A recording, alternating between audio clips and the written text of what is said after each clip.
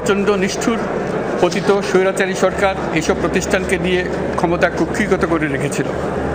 আমরা তার এই প্রচেষ্টা ব্যর্থ করে প্রতিষ্ঠানগুলোর হারানো গৌরব ফিরিয়ে আনব।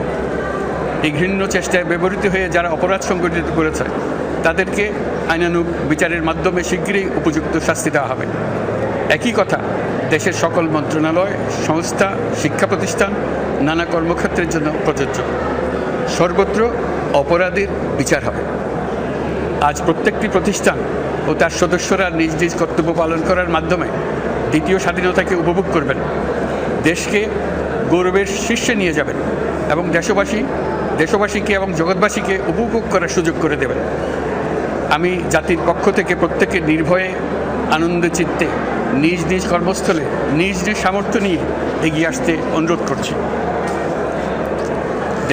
দেশের সকল মানুষকে আজ স্বাধীন, নির্ভয়, নিরুদ্বেগ থাকার জন্য নিশ্চয়তা দেওয়ার জন্য আমাদের ছাত্র শহীদরা প্রাণ দিয়েছেন।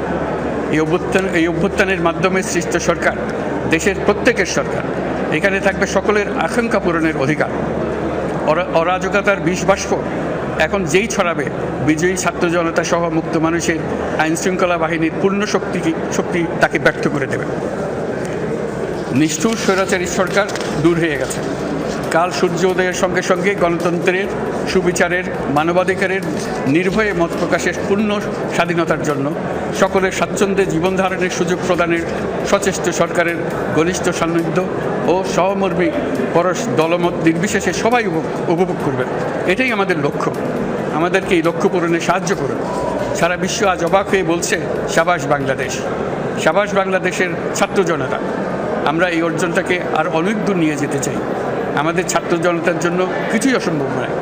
আমাদের তরুণরা অসম্ভবকে সম্ভব করতে পারে, তারা সেজন্য প্রতিজ্ঞাবদ্ধ। যদি আমরা ঐক্যবদ্ধ থাকি, ধ্বংসাত্মক কর্মকাণ্ড থেকে দূরে থাকি, সবার জন্য মুক্ত পরিবেশ সৃষ্টি করতে পারি, আমাদের বিজয় অবশ্যই হবে। মহান আল্লাহ আমাদের সহায়।